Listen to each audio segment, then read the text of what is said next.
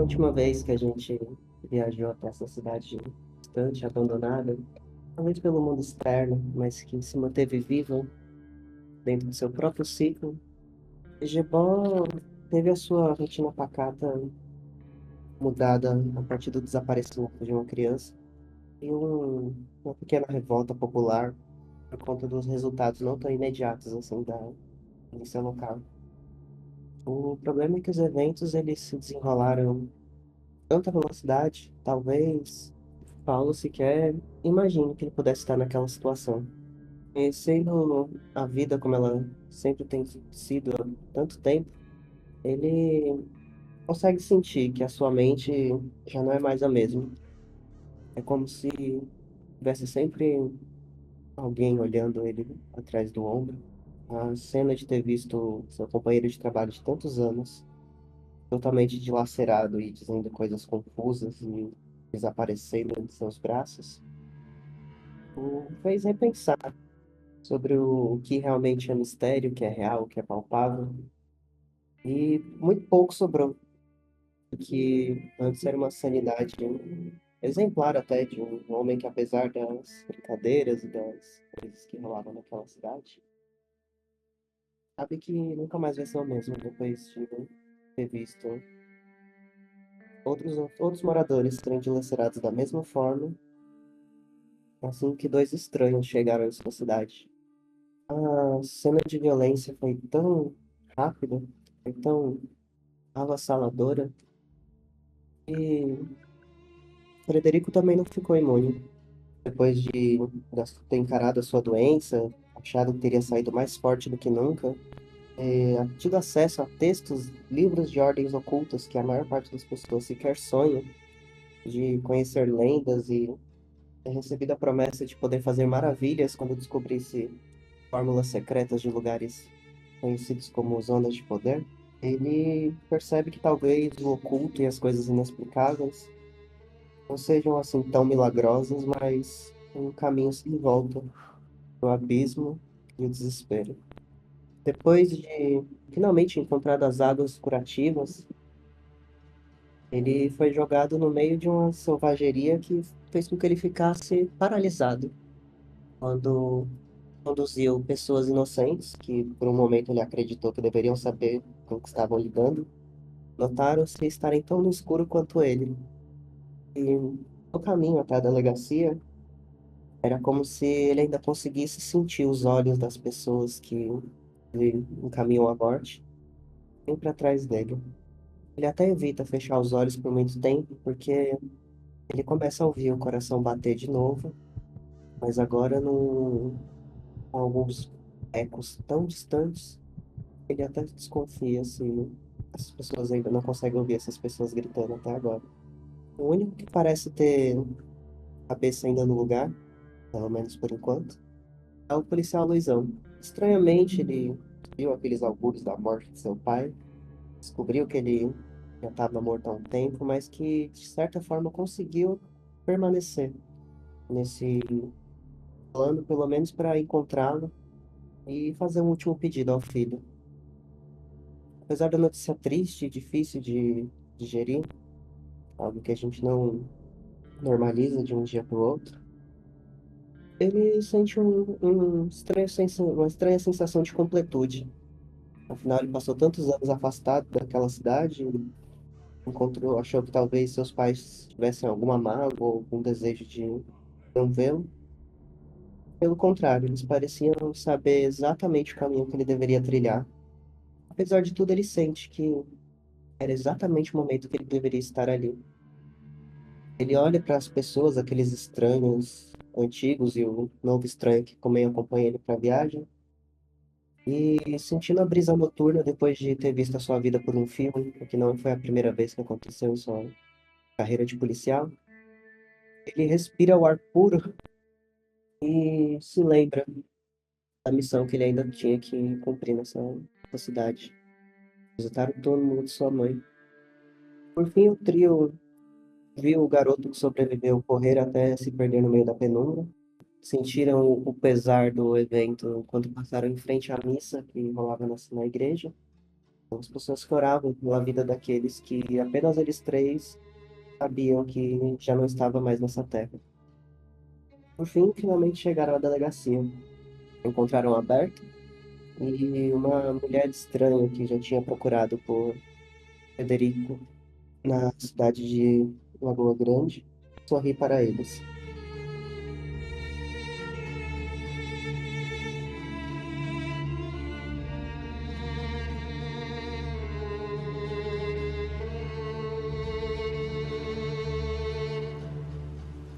É, vocês perguntaram meu nome, mas vocês vão descobrir que nomes são coisas muito perigosas no caminho adiante. Mas eu já fui conhecida como uma donzela, já fui conhecida como uma feiticeira, mas também já fui conhecida como uma velha louca. E nisso vocês percebem que ela vai envelhecendo enquanto diz essas coisas. Mas vocês coçam os olhos, né? Parece uma coisa que aconteceu tão de repente. E quando voltam a piscar, ela tá naquela mesma imagem. Ela tá atrás da mesa, onde normalmente o Paulo trabalha. Não dá pra ver muito bem, né? As mãos, as pernas dela ali, que tem a mesa fechada do lado de vocês. Mas ela tira das gavetas. Ela coloca um punhal prateado ali em cima, coloca uma taça dourada, coloca também uma vela vermelha e, por último, ela coloca um palito de incenso. Vocês devem estar cheios de dúvidas a respeito de todos os últimos acontecimentos. Eu não sou permitida a revelar todos os segredos assim a pessoas que acabaram de conhecer a verdadeira realidade que se condensa sobre a de vocês. Mas eu posso deixar alguns augúrios. É que todos vocês têm missões à sua frente. Em especial o policial aí. Não só a responsabilidade pela sua cidade, mas eu consigo ver que o seu companheiro, trabalho, não te abandonou. O espírito dele te ronda ainda. Eu puxo a cadeira e sento. Eu estou bastante abalado pelos acontecimentos recentes. O que está acontecendo agora? Por que que Ingebor não faz sentido nenhum? Em Egebó já aconteceu tantas coisas há anos e muitos anos atrás. A questão é que desde que o herdeiro daquele casarão, não sei exatamente se ele dá para chamar aquilo de morte, mas desde que o herdeiro dele pisou aqui, as forças com quem a família dele mexe, eles estão vendo uma brecha de deixarem de serem serviçais para serem os verdadeiros senhores. Quem é esse herdeiro? Você conhecia o antigo patrão do seu pai, não era? Lembra dele voltando daquele casarão cansado? O filho dele, talvez neto, não é um descendente direto, eles foram morrendo aos poucos, mas o que chegou deve ter chegado pouco antes de vocês. Ele já entrou lá naquela casa, e dependendo de como ele barganhou com aquelas criaturas, ele pode ser muito poderoso, ou as criaturas estão prontas para soltarem e aquelas feras vão finalmente poder entrar na cidade. E como que a gente pode impedir aquelas criaturas? A gente precisa desorganizar o ritual que está sendo feito para mantê-las aqui. Não vai ser tão difícil. Eu sei que fofocam sobre mim na cidade e o policial aí deve ter sabido, deve ter ouvido que me viram jogando sangue na terra. Se eles soubessem como é que os antigos lavradores irrigavam a terra sem esses venenos e agrotóxicos. A questão é que eu tenho tentado purificar essa terra já há alguns anos. Eu e as minhas outras companheiras de casa. Você, garoto Frederico, não é? Sim, Você veio aqui atrás do rio para Vila Milagrosa, mas você tem um passado com as artes ocultas, não é? eu estudei algumas coisas, mas tudo começou quando alguém trouxe água desse rio pra mim. Hum, sinto muito que você veio cedo demais até aqui, mas talvez você seja o único que possa ajudar esses dois aí a salvar o que sobrou da cidade. Você vai precisar investigar os documentos aqui. Como assim cedo? O que vai acontecer com a cidade? A história da cidade não é tão conhecida assim, mas Muito tempo atrás, alguns senhores de engenho aqui da região não só lucravam muito com a mineração e o plantio, mas eles também eram todos organizados por um europeu que chegou aqui com conhecimentos diferenciais, dizendo que poderia multiplicar as safras e controlar os escravizados. Eles fundaram como se fosse uma seita aqui nessa cidade onde eles se encontravam. Criaram uma série de culto a entidades muito antigas, só que não terminou muito bem. Os escravizados se juntaram com alguns sobreviventes nativos da região e também já conheciam essa criatura, essa entidade por outro nome e conseguiram bagunçar o ritual, tal qual como vocês devem tentar fazer, se conseguirem adiante. E o mal que eles tanto cultivavam e usavam para si mesmos acabou se voltando para eles. E então, esses escravizados libertos do controle que eles exerciam se mudaram para cá e construíram a cidade ao redor. Só que um desses sobreviventes desse culto de coronéis sobreviveu e ficou aqui na Sudina, ainda alimentando essa criatura por anos, por gerações. E agora a criatura já está grande o suficiente para assumir o controle. E os criados que eles invocavam, os servos, eles estavam só esperando a brecha perfeita para mudarem novamente a organização desse contrato. Afinal, todo pacto com uma entidade tem um preço a se cobrar lá na frente. É isso que você quer que eu pesquise? A história da cidade? Não, você vai até o arquivo dessa cidade. Lá vai ter uma passagem que dá direto para o interior da casa. Vocês não vão conseguir entrar no casarão pela porta da frente. E uma vez lá dentro, vocês vão ter que achar o altar e destruir ele da melhor forma possível. Eu não garanto que vocês vão conseguir voltar pela mesma passagem.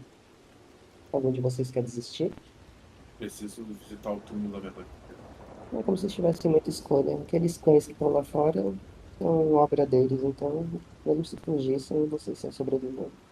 Mas alguém precisa se despedir de alguém antes de ir? Todas as pessoas que eu preciso me despedir de toda essa cidade. A gente pode se encontrar no arquivo, então. Eu quero dar uma olhada nos documentos antes da gente se enfiar nos túneis. Muito bem. O cemitério, ele é, tipo, é muito. Ele é fora da cidade, no caso, né? Então, tipo, na igrejinha da cidade. Não, fica dentro da cidade. Um pouco mais afastado ali da Avenida Central, mas como a cidade não é grande, ainda tá ali dentro. Alguém vai acompanhar ele ou vão direto para. Ou só o Federico vai direto pro arquivo? O PCD vai com quem? Qual tá mais perigoso aí pra me ajudar? Eu acho que o cemitério, né? Tu pode ir pro cemitério junto com o Luizão, ou tu pode ir direto pro arquivo da cidade, né? Perto da prefeitura com o Frederico, ou tu pode ir para outro canto também. Eu vou junto com o arquivo pra poder dar uma investigada. Tá, ok, vai lá, Bud. Vai com ele antes que ele mate todo mundo.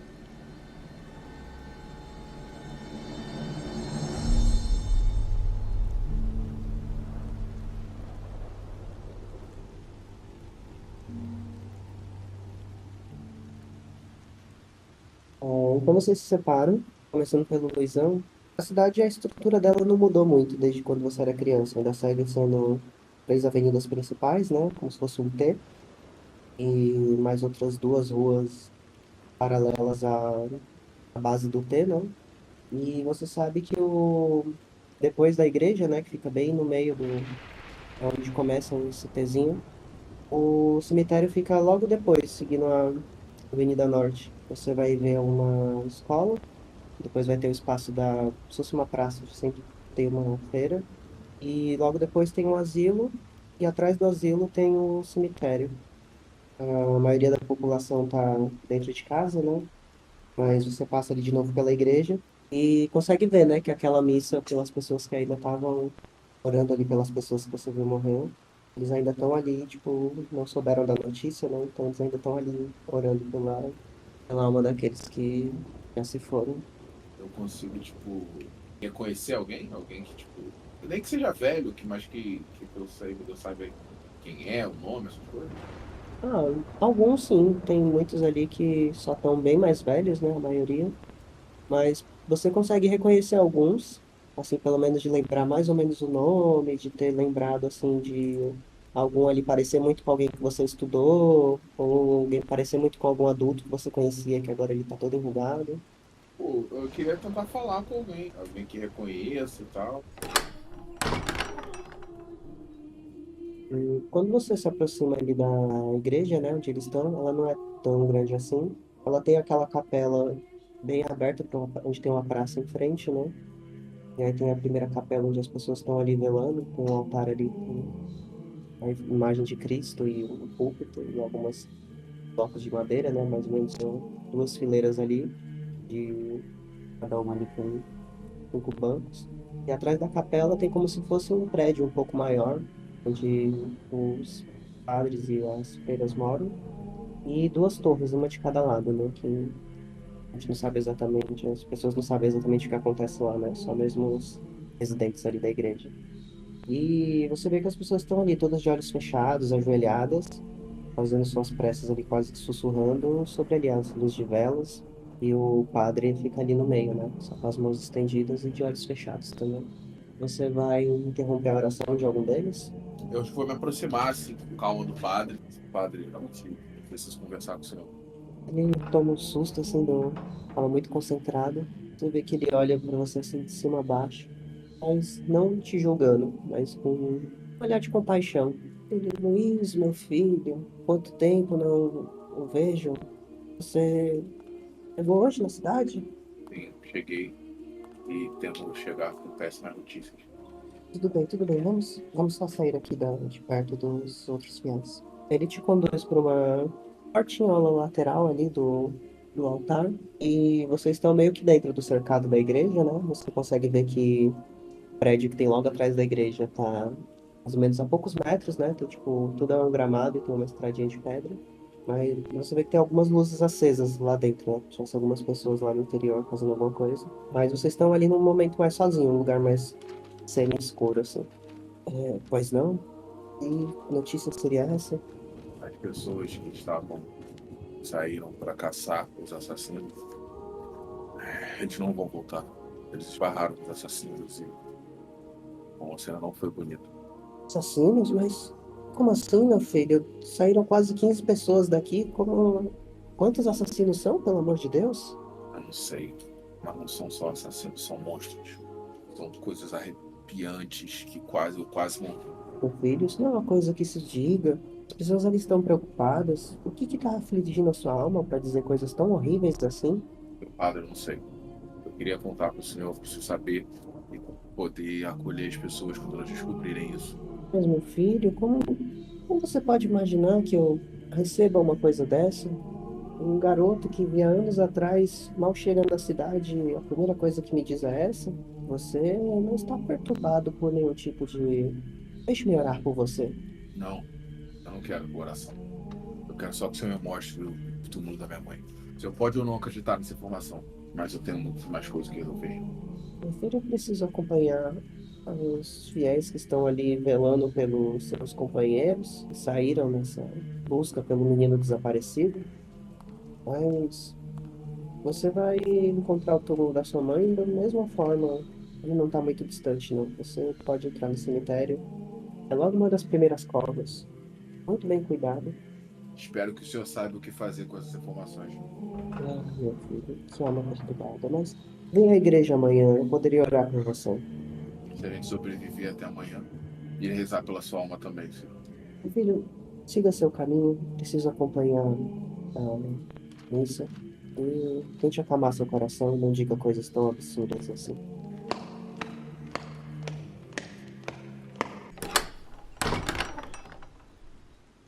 Passando da igreja, a estrada ela começa a descer um pouco, né? E vai ficando íngreme, conforme algumas casinhas vão para depois que você passa da escola e da feira. Tem algumas casinhas ali, né? não tão grandes, improvisadas ainda, de teto de telha, uma pintura deixando muito a desejar, e algumas portinholas de madeira.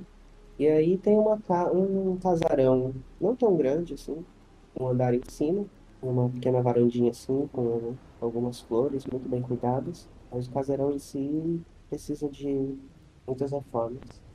E tem uma placa ali dizendo, né, do Asilo de São João. Tá tudo escuro ali, mas alguns passos depois do asilo tem já só um arco assim, escrito cemitério, já com a tinta assim bem desgastada. E ali tem como se fosse uma recepção, e atrás dessa recepção tem um jardim bem grande atrás com as lápides. O cemitério é como se fosse um vale, assim, ele continua descendo mais ainda. O que vai fazer é começar a chorar que nem uma criança, andando na direção, sabendo que ele vai estar em direção ao túmulo da própria mãe. Ah, nesse horário não tem ninguém, mas como ninguém espera alguma coisa, mal tá tudo aberto, assim, né? Estão ali onde acontecem os velórios. É só mesmo um móvel de madeira, um outro ali com várias figuras de santos e muitas velas. E chegando ali no, onde fica a parte do jardim mesmo, você vê que tem algumas lápides, tipo, grandes, assim, deve ser provavelmente indicador da família, e outras menorzinhas, assim, ao redor. Você passa por umas três ali, procurando ali, lendo o que está escrito, e finalmente chega, né, que deve pertencer à sua família, onde tá os irmãos da sua mãe, e você vê que tem cinco lápides ali, né, naquela, provavelmente ela e outros quatro familiares seus. Todos que tenham morrido há muito tempo. Você se lembra de dois deles já estarem mortos quando você era criança, e os outros dois ali, você seria um certo choque, que um deveria ser um primo que teria a sua idade, pelo nome, né? E o outro você não conheceu. Provavelmente alguma esposa de algum tio seu, ou talvez você não tenha conhecido nesses anos. Você sabe que seu pai também tinha outros irmãos. Porra, hein? Ah, começo ele vai ficar, tipo, só parado, assim, admirando a própria decadência, a decadência da própria família, no horror de não ter mais nenhum parente vivo, ou não lembrar de nenhum parente vivo. Ele lembra que perdeu a família, perdeu a mulher, grávida, e ele sente mais dor ainda quando lembra que voltou para casa tentando encontrar o resto da família e não encontra mais ninguém. Rola instinto Sete.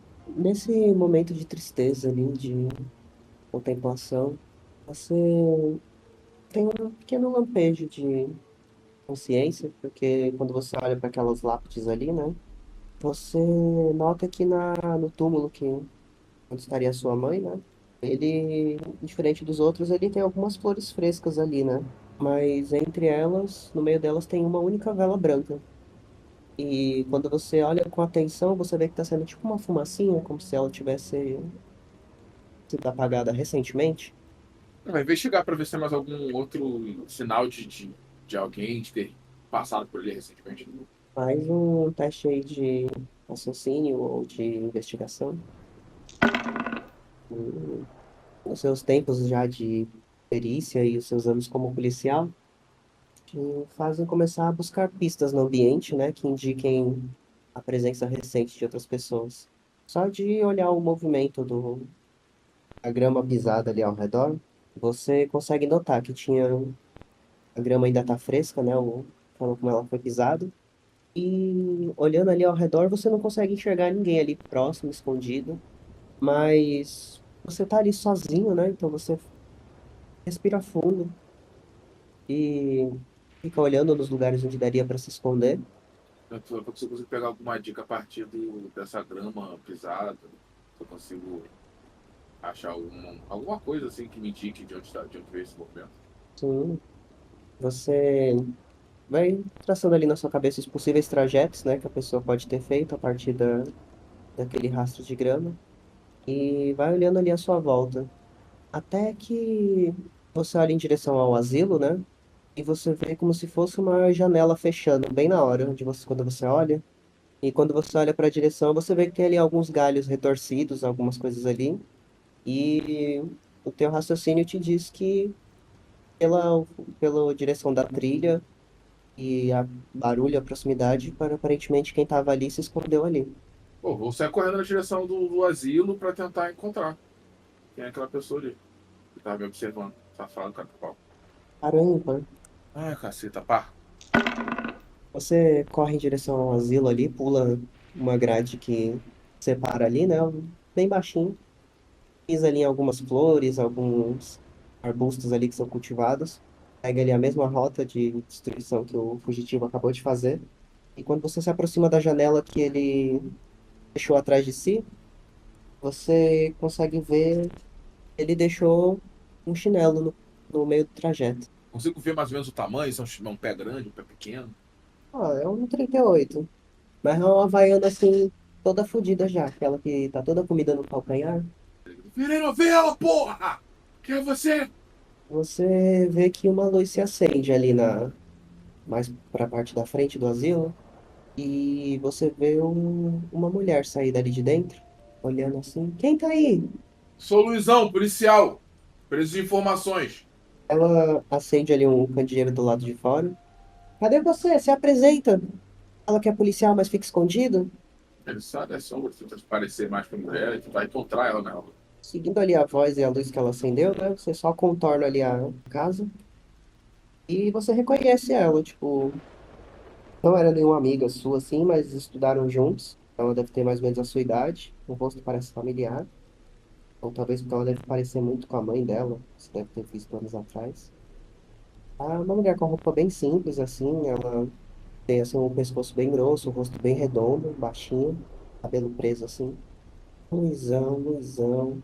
É, você parece meio familiar. Mas que papo é esse de polícia? Por que que tu tá no asilo? Vim visitar o mundo da minha mãe, mas alguém revirou ele e eu preciso saber quem foi. Revirar o túmulo da tua mãe. Entende que essa história tá meio estranha, né? Porque é estranho. E primeiro que eu nem sabia que você tava na cidade. Segundo, eu tô aqui, eu botei os velhos tudo pra dormir. Tá um silêncio danado. Tu disse que alguém revirou o túmulo da sua mãe. Tu veio bater aqui, Bom, se todos os velhos foram dormir, quem é que tava na janela? na janela. Que janela? Olha, eu até deixaria você entrar e averiguar o asilo, mas eu não tô vendo nenhum mandato de busca. Então, pode se encaminhar à delegacia e o policial pode vir aqui logo de manhã. É, tem um morto, o outro tá caçando. Agora você me fala, quem podia estar acordado ainda? Se não era nenhum dos velhos, quem tá aí? Ah, eu não sei não. Só isso? Posso voltar a dormir? Precisa entrar. Alguém tá acordado, se você tá falando que tá todo mundo dormindo, tem algum invasor, então. Eu preciso entrar no asilo para a sua própria segurança, entende? 11. Ai, se é pra minha segurança, né? Eu vou ficar aqui fora esperando. Tenta não fazer muito barulho não, viu? Quer levar o candeeiro? Aí, por favor, pega a pistola, aí fica com o bagulho na mão, a mão e a pistola na outra. Entrando ali no primeiro hall de entrada, o candeeiro ilumina muito mal, né? A situação ali meio só mesmo que tá ao seu redor. Você vê uma série de imagens ali de Cristo e outros santos. Estranhamente, todos eles parecem estar olhando para você. Tem várias outras, muitas fotos antigas. Tem como se fosse um balcão ali, uma escada, né, que é pro andar de cima. Mas tem uma porta atrás, que deve ser os outros cômodos ali daquele asilo. E a janela que você viu antes provavelmente está na direção dessa porta. É o caminho que ele vai seguir. Se quer fazer um testezinho pra, tipo, escutar do outro lado da porta, tentar reparar em movimentos, algum tipo de barulho. Faz um teste de instintos. 17. Ali na sua volta, você acusa ali os seus sentidos ali procurando algum outro ruído, algum outro barulho. E você escuta alguns passos quando você se aproxima ali da porta e abre, né? Como se alguém estivesse logo atrás e entrou em algum outro quarto. E quando você abre, você só escuta outra porta fechando, batendo atrás. Do canjeiro, você consegue ver que o corredor tem pelo menos umas 4 portas à frente. Ele não sabe dizer qual delas acabou de bater. Caralho. Quando você dá o primeiro passo, você escuta uma risadinha. Ele segura a pistola com força, destrava ela e vai andando devagar. Ele vai tentar escutar o que, tipo, se dá pra ver de alguma porta, de algum barulho que tenha feito. Ele vai prestar atenção no chão pra ver se tem alguma pegada. Nenhuma. Todas as portas parecem iguais, em distância, em acabamento. Ele vai na última, na porta mais distante que tiver. Tentar abrir ela devagarzinho, apontando a arma já pra dentro. Você se depara com um quarto escuro. O candeeiro ele ilumina ali, dá pra ver que é uma espécie de sala de descanso. Consegue ver uma mesinha na frente, uma mesa de café. Tem dois sofás de dois lugares ao redor da mesa, né? E um de três lugares um pouco mais afastado. E é só isso que o candeeiro ilumina no primeiro contato. Ele vai entrar um pouco mais no quarto pra ver se aparece alguma coisa. Você escuta um barulho de respiração pesada. Vou me aproximar devagar, imaginando que é um dos coroas dormindo. Quando você vai se aproximando do sofá, onde está vindo o barulho, você quase tem certeza que os quadros de outros velhos, provavelmente já mortos há muito tempo, eles estão te seguindo quando você avança pela sala. O barulho vai aumentando até que na janela começam alguns pingos de chuva vão batendo ali. É uma garoa intensa, não chega a ser uma chuva constante. Mas quando você olha de novo no sofá onde estaria a fonte daquele ronco, você não vê nada. Mas você escuta como se fossem alguns passos passando muito rápido atrás de você. E de novo aquela risadinha. Ele sai correndo atrás. Volta aqui! Quando você volta para aquele corredor, você escuta de novo aquele barulho de porta batendo. Mas não consegue identificar nenhuma das outras três, qual delas são. Ele dá uma porrada na porta mais perto dele, assim, pra abrir. Quem é você? O que você tá fazendo? Esse quarto já parece muito maior do que o outro. O que você consegue iluminar que está próximo de você é só como se fosse uma UTI muito precária. Aparentemente, os dois primeiros leitos, né, que a cortina não tá ao redor, estão vazios, você não sabe mais pra frente. Dá pra ligar a luz do cômodo? Não, não, Tem um interruptor do lado, alguma coisa assim? não. E vai rápido, assim, puxando a cortina pro lado pra tentar, iluminar, assim, com o dia. Você dá alguns passos, começa a perceber que deve ter mais ou menos 10 leitos de UTI de cada lado. São duas fileiras, né? Uma à sua esquerda e outra à sua direita. E você nota que algumas estão fechadas. E conforme tu vai mais para frente, você começa a ouvir mais barulhos de respiração pesada. Mas você ouve um barulho de uma lá no fundo, meio que fechando. E vai correndo na direção. Com a pistola apontada já. No final do corredor tem uma janela, né? Fechada. Provavelmente é a que você viu do lado de fora. Mas das últimas cinco, todas elas estão fechadas, a cortina. Cara, ele vai, tipo, com a mão, com a pistola apontada assim, já empurrando a cortina pros lados, já apontando pra procurar quem é essa pessoa que tá correndo e rindo da cara dele. Quando você abre a primeira cortina, você escuta passos na fileira atrás de você. Vira rápido. Rola instinto. 7. Ai. Quando você vira rápido, você consegue. É como se a sua intuição te dissesse para qual das outras três cortinas que há atrás de você, qual delas teria sido a que ele se escondeu pelos passos, né? Algo que diz que ele deve estar bem na do meio. Ah, já vai apontando a pistola assim e o candeeiro pra iluminar. Conforme a luz se aproxima, você consegue ver uma silhueta. Dá pra ver que tem alguém deitado ali. Você vê o seu pai, ele deitado. Caralho, velho. Que porra é essa? Como assim? Ele fica de boca aberta. Que? Só que aí a cabeça dele começa a virar ali na sua direção. E ele dá tipo um sorrisinho assim, com a língua pra fora. Peguei, filho. E aí ele rola assim pro outro lado e sai da cama. E sai correndo pra fora. Caralho, ele não consegue. Ele tenta atirar, não consegue tentar atirar, não. Vai atirar Aham. no escuro? Sim. Rola aí. Eita porra. Ah, caralho. Você atira e você vê o corpo caindo. E só pela silhueta, né? Você que é um policial, já viu outros corpos tombarem por bala, viu que ele caiu exatamente como quando alguém toma um tiro na cabeça. Rola sanidade. Ai, caralho. Você consegue notar, e inclusive coloca o candeeiro pra frente por instinto, porque você vê o barulho do corpo que acabou de cair se arrastando.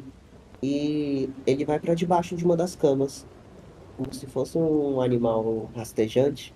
Caraca. Você até ficaria com mais medo, mas em comparação aos cães que você já viu mais cedo, para ter se escondido, seus instintos dizem que não parece ser algo tão violento, mas não sei se perigoso. Eu vou me abaixar, olhar embaixo da cama, como um bom filme de terror. Vou botar o candeeiro assim pra iluminar e apontar a arma. O que você vê quando se agacha parece uma topeira do tamanho de uma criança de uns 15 anos assim, com olhos muito grandes, só que em dois pares. E quando ele abre a boca, tem os dentinhos afiados e amarelados e uma língua bifurcada rosnam para você. E ele pula na sua cara. Nossa senhora, não consigo fazer nada não. Desviar, relar, sei lá. Pular pra trás. Fala agilidade. Porra, assim. Ele pula no seu rosto e morde ali próximo do seu nariz. E você sente aquela linguazinha muito fininha bifurcada passando na sua pele. Ah, E é como se fosse uma lixa. Enquanto isso, as suas mãozinhas pequenas e magras, mas com unhas muito compridas, se prendem ali próximos ao seu trapézio e ele se agarra em você e continua mordendo seu rosto. caralho, começou a dar uns socos nele assim pra tentar ver se ele sai de mim. Ô! Ah! Batendo. Rola força. 9. Você dá socos ali na criatura, você nota que a pele dela é meio úmida e gelada. E você dá um murro bem ali próximo da costela dela, fazendo ela se contorcer e rolar pro lado, em direção à porta de saída, né? E você nota que enquanto ele rola, ele vai meio que mudando de forma, até assumir como se fosse o corpo de uma criança. Caralho. E ele sai correndo, gritando: socorro, socorro! Caralho. Ah! Ele volta e sai correndo atrás da criança de novo. Você volta para aquele corredor, né? E dessa vez você ouve outra porta batendo de novo, igual das últimas vezes. Mas a porta que vem da recepção se abre e tá a mulher que você viu antes e um outro idoso atrás dela, assim. Que barulho foi esse? Volta pros seus quartos, volta pros seus quartos. Sou da polícia. Tô invasor. Rola um teste de intimidação. 14, Zada. Você vê que eles se arregalam os olhos assim pelo tom que você usou, né? E só fecham a porta. Restaram duas. Ai, caralho, essa porra dessa criança, filho da puta também. Tá, vou mais perto da porta principal, né? Quando você abre a porta de uma vez e o candeeiro ilumina um pouco aquele quarto, você vê que a luz dele reflete naqueles 4 pares de olhos, né? Que você viu anteriormente. Só que conforme você nota, vai surgindo mais pares ao redor. E mais pares, e mais pares, e mais pares. E os rosnados vão se acumulando.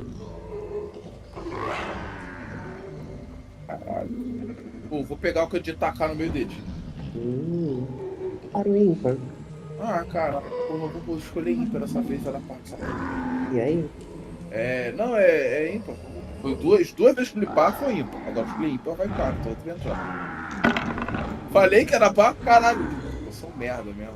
Quando você joga aquela chama, ela ilumina, ela passa direto assim, né? Você nota que eles abrem caminho para ele passar, mas aquilo demora a cair no chão, porque quando você vai ver aquilo ali vai dando como se fosse um buraco no chão, assim, para baixo. E ele vai iluminando, mostrando que ali na verdade é um túnel que tá sendo cavado para baixo e tem vários olhos ali, talvez dezenas daquela criatura, infestação. Caralho, que asa. Quando o fogo finalmente apaga, você escuta um. Rola agilidade. 5, cacete. Eles todos pulam em cima de você. Vários, você não consegue nem entender quantos ali, o peso, as unhas te arranhando. É como se uma infestação de ratos estivesse passando por cima de você. Meu Deus do céu. Eles vão te arranhando, te mordendo. E quando você vê, parece que eles estão te arrastando em direção ao buraco de onde eles saltaram. Eu vou tentar atirar pra tudo quanto é lado, assim, tirar essas porra de mim, pra ver o que eu faço, tentar me desvencilhar desses bichos. Ai, tá maluco. Mas aí um teste de destreza aí, de tiro. -2. São muitos, né? Porra, fudeu. Você atira Alguns parecem se afastar, mas outros continuam te agarrando. Você atira duas e já não tem mais luz, tá tudo escuro. Você atira três e vai ficando cada vez mais sufocado ali com aquela quantidade de criaturas passando em cima de você. Você começa a ouvir seu coração acelerando, vai se sentindo suado, vai ficando cada vez mais difícil de respirar. Os arranhões são constantes. Seu corpo começa a arder, suas roupas estão começando a se rasgar.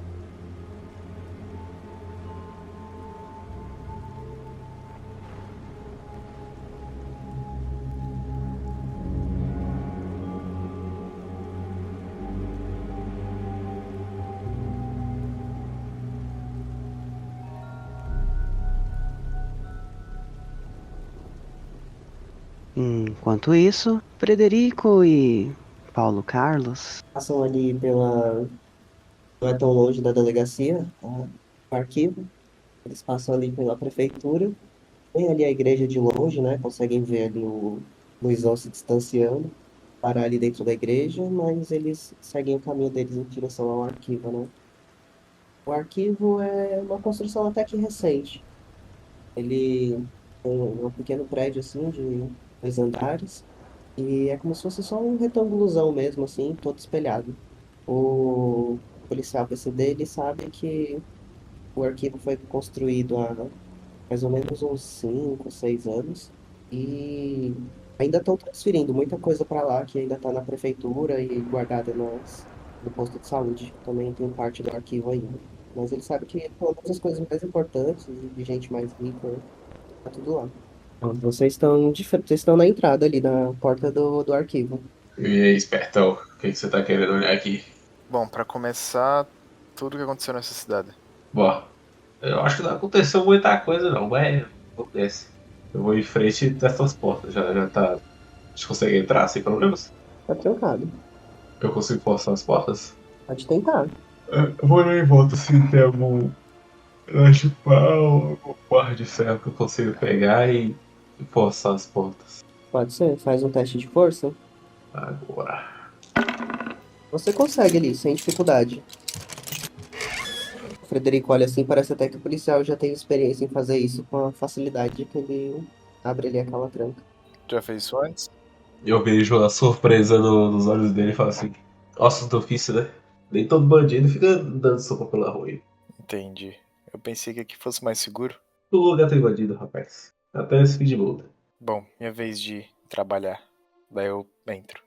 Tem uma pequena saleta, né, ali com um sofazinho ali de 2 lugares, umas plantas e um balcão fechado ali onde fica o computador da recepcionista. E sentada ali tá aquela mesma mulher de cabelo vermelho que vocês encontraram na delegacia. Por que você tá aqui? Não era pra gente fazer o trabalho? Ah, não, eu vim só acompanhar mesmo. Vai que vocês se perdem. Vem cá, eu já tô com a arma na mão. Falo assim: a senhora, por acaso, é algum tipo de bruxa? Ah, pra chamar assim. E qual é o verdadeiro interesse da senhora na cidade de Egebor? Posso saber? Ah, não, apenas não concordo com o culto que está se formando aqui. Então, você sabe, né? Eu e minhas irmãs, a gente se mudou aqui para essa cidade há quase 20 anos. Eu sei bem. Eu só tô querendo desfazer mesmo esse feitiço. Digamos que eu seja uma bruxa do bem, quando convém. Eu vou ficar alisando assim o cão da arma, decidindo se eu engatilho ou não, engatilho ou não. E eu vou decidir não engatilhar. Vou guardar de novo e seguir junto da investigação. Eu acho que tem problemas maiores no momento. Eu engulo todo o meu preconceito e toda a minha superstição e sigo em frente da investigação, porque eu sei que tem coisas mais importantes no momento. Você vê que ela sorri assim pra você. Não, não precisa se assustar, você não tá pecando por colaborar comigo. Pecado seria deixar essa cidade ser destruída, não é? É, é. Então, posso guiá-los até o seu primeiro destino? Ela se levanta e Paulo percebe que ela tá usando o uniforme que as meninas normalmente deveriam vestido nessa repartição pública durante o dia. Ela abre a porta, tem ali meio que a primeira, você já tem uma escada logo à esquerda, né, que vai para o andar de cima, mas ali adiante tem uma série assim de estantes, né, daquelas de aço, Todas elas preenchidas com pastas e coisas assim, e indicações, né, numerando cada corredor. E à esquerda de vocês tem uns dois sofás ali e um outro móvel ali de recepção. Acho que a gente tem alguns mapas da cidade aqui. Tente olhar ali na terceira prateleira. E ela se senta ali no sofá e fica com os braços cruzados ali, olhando para vocês. Eu vou lá revirando os olhos, procurar os mapas. Você faz um teste de instinto. 7. Quando você começa ali a ler, né, o que está escrito nas pastas, para identificar algo que seja parecido com mapas, você jura que entre os livros assim você consegue ver como se fosse alguém te observando na prateleira de trás. Tem alguém aí? Quando você olha de novo, já não tem mais ninguém ali. Psiu. Policial, acho que tem alguém aqui. Eu faço o revólver já e gatilho. Onde? Eu vi alguém ali atrás da prateleira. Caiu no comando, né? Atenção. Aqui é o delegado Paulo Carlos, GG. Saia com as mãos pra cima. Quem tiver aí, Não obtém resposta. eu não vou pedir de novo. Se não sair, a bala vai comer. Você escuta a bruxa dando uma risadinha. E ele tá vendo, não tá nesse plano não. Relaxa. Como é? Ah, ele mandou um monte de gente pra morrer agora, né? Provavelmente alguma daquelas almas ali não fizeram a passagem ainda. Devem estar acompanhando ele. Jesus, eu faço o crucifixo 3 vezes. Saúde. E aí, Frederico, tá gostando de ver o sobrenatural? Eu ignoro a pergunta e continuo procurando o mapa. Você passa ali encontra realmente as pastas, né? Escrito mapas. Tem pelo menos umas 7 pastas bem grossas ali, provavelmente com vários outros documentos dentro, com outras seções. E na primeira pasta que você pega ali, né, para poder olhar o que tem dentro, tem várias páginas em branco ali. Eu consigo ver se, tipo, tem mensagem escondida, sabe? Tipo aquelas tintas que só aparecem com fogo, algo assim. Faz um teste de raciocínio. Você pega uma daquelas folhas, né, passa ali os seus dedos para ver a textura dela e sente como se fosse um leve relevo ali. Você posiciona ela de frente para a luz, né? Vê que tem alguma coisa ali ainda, mas ainda não dá para ver direito, né? Você escuta um barulho de salto em sua direção, né? Você vê que a bruxa levanta e vai até o corredor onde ele tá, né? É só você colocar uma gotinha. Eu tenho alguma coisa que eu posso usar pra me furar? Um canivete, sei lá. Aí, com aquela tua bolsa de explorador, né? Uhum. Daí eu então furo o meu indicador e passo na folha. Não é como se eu nunca tivesse usado sangue antes. Muito bem. O sangue é absorvido pela página e aquele baixo relevo começa a se revelar, né? Ficando num vermelho mais clarinho. Você vê o mapa se desenhando ali lentamente, se espalhando, e o título dele vai aparecendo assim, bem devagarzinho. Bem-vindo a Egebó. E aí as escrituras vão se condensando de novo, se desfazendo, e você vê o seu nome ali surgindo. Então a pergunta, aonde você vai? Onde fica esse altar que a gente quer alcançar? A bruxa mais uma gota. Calma, você conhece esse mapa? Eu posso usar quantas vezes eu quiser? Ele responde cada pergunta com uma gota. Eu passo o dedo de novo, mas eu pergunto, onde fica a lagoa? Você vê um quadradinho se formando ali, muito parecido com a estrutura do prédio que você viu do lado de fora. A cidade de Egebó vai se formando ali, as 3 avenidas principais. Você vê um desenho semelhante a. Você vê um caminho sendo traçado, uma linhazinha vermelha. E aí, no meio do caminho, próximo de Egebó, você vê as montanhas sendo desenhadas ali. Então, você vê um desenho de um lago. E tem ali um caminho que aparentemente parece uma trilha. Eu tento ao máximo decorar esse caminho, e quando eu acho que tá ok, eu furo outro dedo, passo, me leve até o altar. Ele se distorce de novo. O mapa vai diminuindo, aumentando a escala. Vai mostrando só a cidade de Egebó. E aparece um dos casarões ali, um deles aparece destacado. Aí a bruxa pergunta sobre onde está a entrada dos túneis. Esse mapa assim a gente vai querer usar. Eu passo os 2 dedos dessa vez e mostro a entrada dos túneis. Você vê que vai formando como se fosse um risca mais fino no mesmo mapa da cidade de Egebó. E ele vai parando para uma casa mais afastada ali da cidade, na direção oposta que o Bruno foi. E vai uma linha sendo traçada assim para vários outros prédios públicos e por fim para esse casarão e mais dois. Delegado, dá uma olhada aqui. Parece que a cidade é toda conectada por túneis. Você já viu isso? Eu olho bem o mapa dos túneis e falo, ó. ah, Às vezes uma pessoa ou outra entrava nos buracos. A gente achava que era do esgoto. Olha aqui, um deles leva até a sua delegacia. Mas sou estranho, é esquisito, velho. Nunca ouvi falar disso, não. Nem os antigos contando história pra gente disso, não. Toda a cidade tá interligada. Você não falou de gente sumindo? Bom, sei, mas às vezes as pessoas só vão embora, sabe? Não tem emprego, não tem. Mas por que ficar aqui? Vai. Quem mora nesse casarão aqui? Eu mostro a casa do altar. Assim, ali é como se fosse um casarão de uma das famílias fundadoras aí, né? Benfeitores, família antiga. Era um dos mais ricos até os irem morrendo, irem mudando para a cidade. E tu sabe que o último morador era um velho, assim, que viajava muito, passava, tipo, 2 meses ali, depois ele ficava 2, 3 anos fora. E aí já tem mais ou menos uns 5 anos também, desde que antes de começar as últimas mudanças na urbanização da cidade, ele viajou também. Mas na casa, você sabe que moram 3 pessoas que, estranhamente, nunca são vistas saindo de lá. E são, até onde vocês sabem, né? São os 3 criados da casa. Um capataz, um garoto e uma mulher, que deve ser a empregada ou governanta do lugar. Tá, enfim, aí eu vou guardar esse mapa na minha bolsa e voltar nos arquivos pra procurar histórico das famílias locais, algo assim, história antiga, e pesquisar sobre eles. Eu vou deixar vocês aí nessa busca de vocês. Quando estiverem prontos para partir, eu vou estar esperando lá na delegacia, viu? Não demora, ela vai se embora.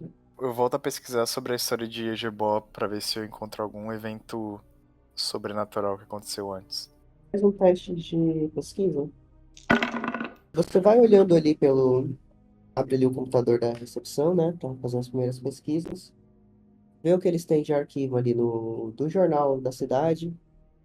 Vê o que ele aconteceu ali. Tá fechado já tem alguns anos que ele não funciona. As últimas edições que estão ali no arquivo são do começo dos anos 2000, mais ou menos até 2004.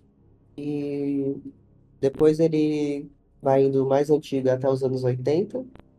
E aí uma outra seção de 2 anos após o começo da ditadura. Quando você olha as mais recentes, né, não tem nada assim relacionado a sobrenatural, mas usando ali as palavras-chave, você consegue encontrar que é a manchete dele, era sobre desaparecimento misterioso de crianças, e foi na mesma data que vocês estão agora, né, só que nos anos 80, em mais ou menos ali 83. E outros mais relacionados assim a casos estranhos mesmo, é de casas que começaram a pegar fogo sozinhas e que ninguém soube como o fogo começou e por que que pegou exatamente no perímetro só do terreno. E um outro também é de desaparecidos. É logo 2 meses depois que a ditadura começa. Diz que chegam vários visitantes num dia, no final de semana, um sábado pela manhã, e no domingo à noite todos eles desaparecem. Nenhum deles são vistos deixando a cidade.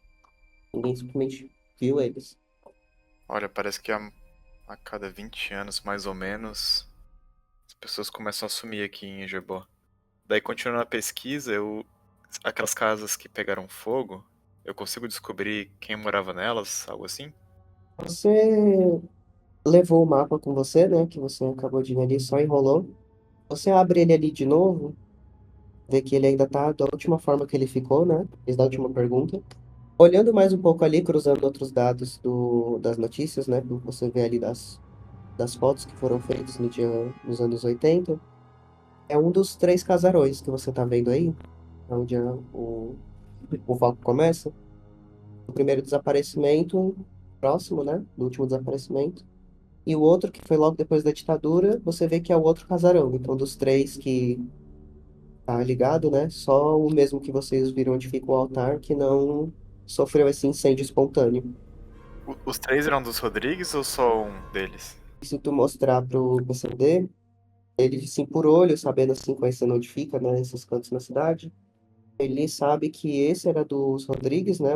Um dos três que você viu, e os outros dois que você aponta, se ele olhar, né? Ele vai saber que são de famílias também que eram muito ricas, mas que foram embora da cidade, nunca mais foram vistos assim, tipo, mesmo esquema, né? Às vezes aparece um ou outro a cada 10, 15 anos aí, pra dar uma olhada na casa e depois vai-se embora, fica um bom tempo fora. São casas abandonadas. Então eu mostro pra ele e compartilho a informação aí. Se você quiser, a gente pode ir olhar elas. Eu acho que é exatamente isso que a gente vai ter que fazer usando os túneis. Acho que a gente precisa do Luizão agora. Tá demorando, né? Isso é verdade. Deixa eu testar uma coisa. Aí eu faço outro furo, dessa vez no polegar, passo no mapa e pergunto, cadê o Luizão? Você vê que o mapa dos túneis vai se apagando, ficando só o da cidade, e você vê um caminho sendo traçado daí onde você está, passando pela igreja, indo em direção ao asilo e entrando dentro do asilo. E aí, num ponto do asilo, você vê que ele meio que se bifurca assim, como se fosse indo para baixo, numa espiral. Será que ele achou uma entrada dos túneis? Eu mostro pro PCD. Eu sei lá, rapaz. Eu não gosto de ler mapa. Você quer ir atrás dele ou a gente volta pra bruxa, na delegacia? É, esse asilo aí é um lugar meio esquisito, sabe? Não sei se é bom a gente ficar aí atrás desse cara, não. É melhor a gente falar com a bruxa. Você tá com medo? Rapaz, medo todo mundo tem, né mesmo? Você não tem medo de morrer, não? É, eu cheguei muito perto. Quer saber, eu acho que era melhor a gente achar o Luizão. Não tô muito seguro só contigo, não. Você que sabe. Vamos lá no asilo.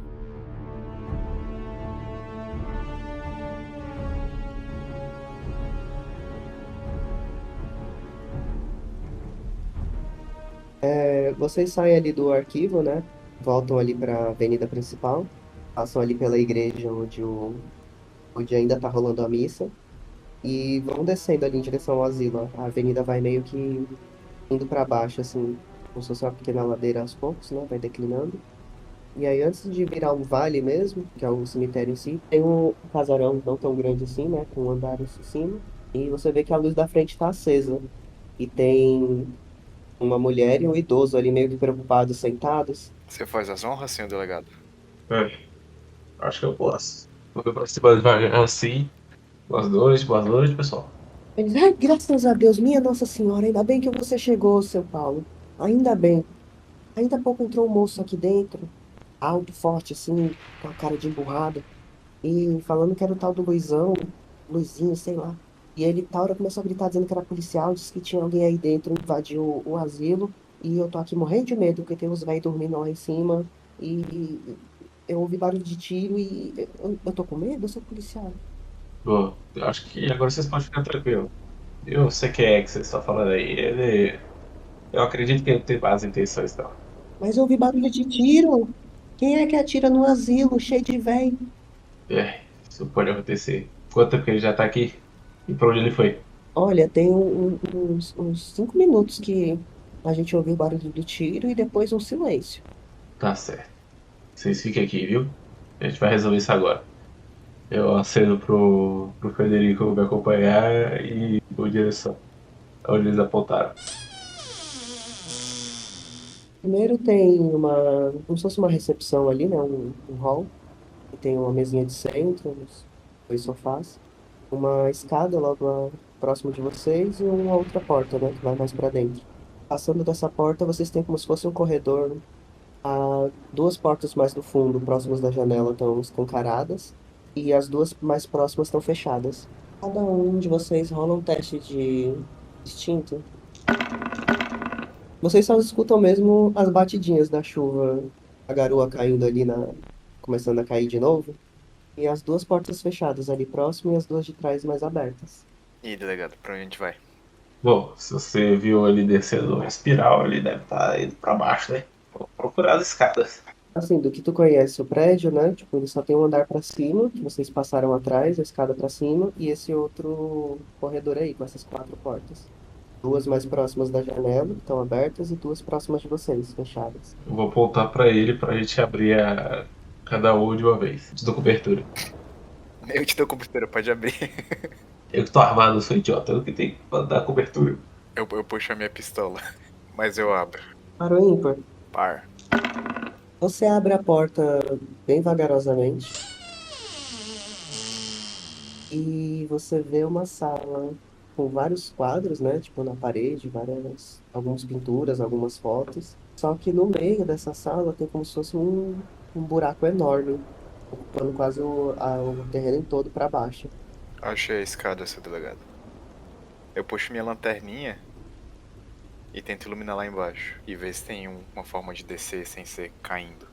O túnel, ele não é exatamente para baixo reto, ele é como se fosse uma toca. Então, tipo, você vê que ele tá indo para baixo, mas é gradual, tipo, dá para ir andando. Tipo, você vai deslizar um pouquinho, né? Mas depois tem a abertura, tipo, ele fica menor e aí, tipo, pela lanterna dá pra ver que ele não é tão íngreme. Como é que vocês da cidade nunca repararam em túneis e lobisomens? Quem que fica caçando esse tipo de coisa? Só pra gente retardada da cidade que pensa dessa assim. Nós aqui vivemos nossa vida e tá feliz com isso. Faz um teste de sanidade, Matheus, por favor. Cara. Tira um ponto de sanidade aí, por favor. Frederico, assim que ele diz isso, né? E você vê que ele até ia dar uma risada depois do que ele ia dizer. Só que aí ele para, olha pro túnel e você vê que o sorriso dele vai sumindo aos poucos, sabe? Tipo, como se ele vai se desfazendo aquela cara e lentamente ficando como se fosse uma cara de preocupado e de horror. Porque, Paulo, agora que você olhou bem para o lugar onde está o túnel, você que já mora na cidade há um tempo, você já visitou o asilo algumas outras vezes, né? Às vezes até porque os velhos ligavam a dizer alguma coisa, era só assustado mesmo, só um bicho que tinha entrado. Então você já sabe, agora você se tocou onde você deveria estar, no lugar daquele túnel para baixo, né? Ali é uma sala de recreação, mas tinha uma senhora que ela não conseguia subir as escadas, então ela dormia aí. E assim, esse buraco não estava aí até semana passada, e ele é muito grande. Talvez a situação seja mais preocupante do que vocês perceberam até então. Eu falo assim, eu falo, você tá preparado, rapaz? Olha, na verdade, a gente viu que aquelas coisas lá fora podem fazer. Se tiver bichos que nem eles aí dentro, o Luizão já era. Você que quis ir atrás dele. E agora? Pra ele só dar as costas e deixar ele morrer? Não dessa vez. Eu vou na frente.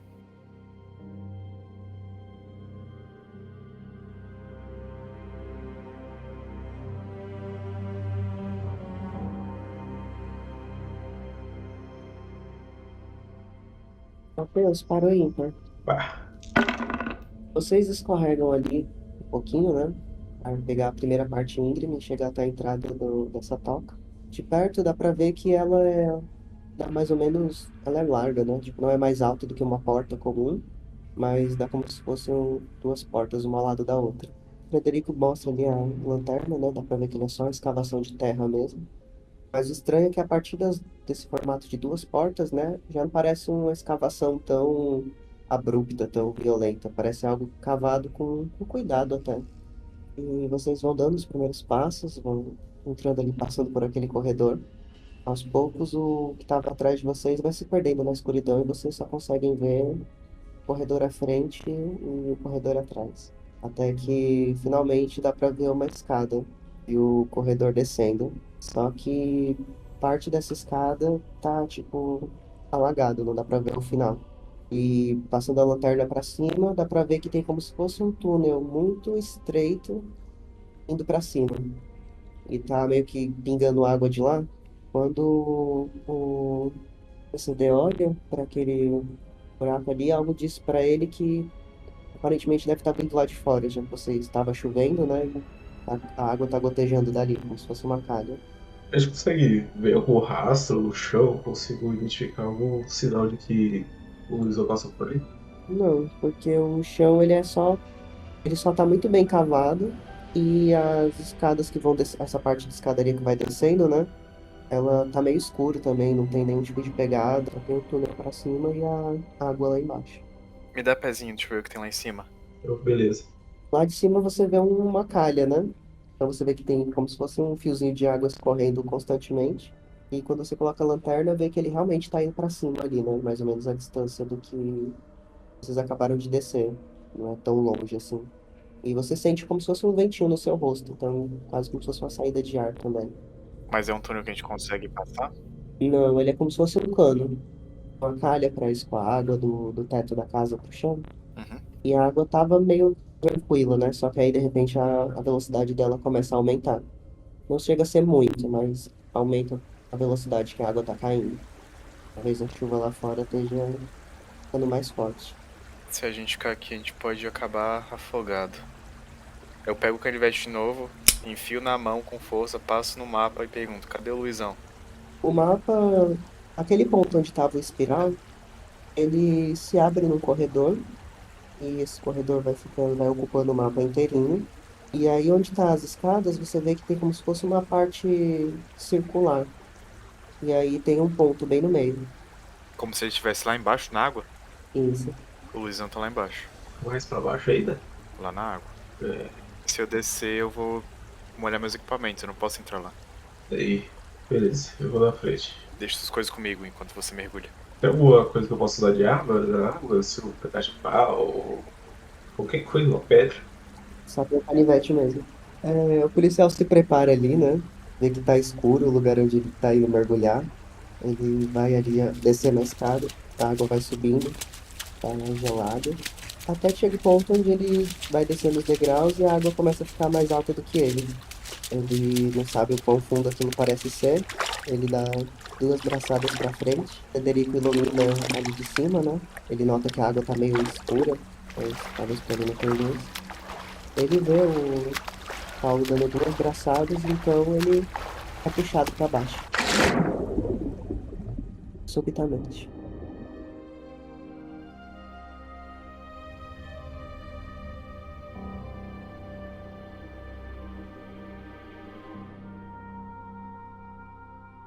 História e narração por Douglas Alves. Paulo Carlos por Matheus Rabelo. Luizão por João Brum. Frederico por Gabriel Paiva. Vozes adicionais por Martin Forte e Wagner Teixeira. E edição por Martin Forte.